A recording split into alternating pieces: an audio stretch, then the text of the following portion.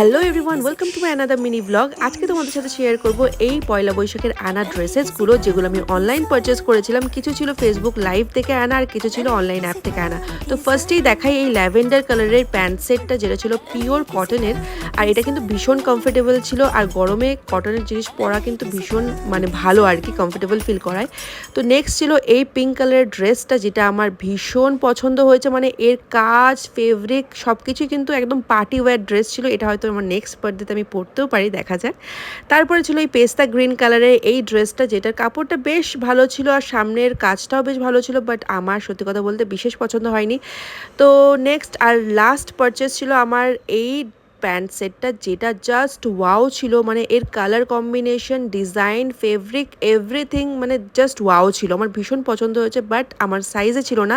এটা ছিল S size. তো নেক্সট যদি রিস্টক হয় অবশ্যই এটা আমি আবার পারচেস করবো। তো চলো, টাটা।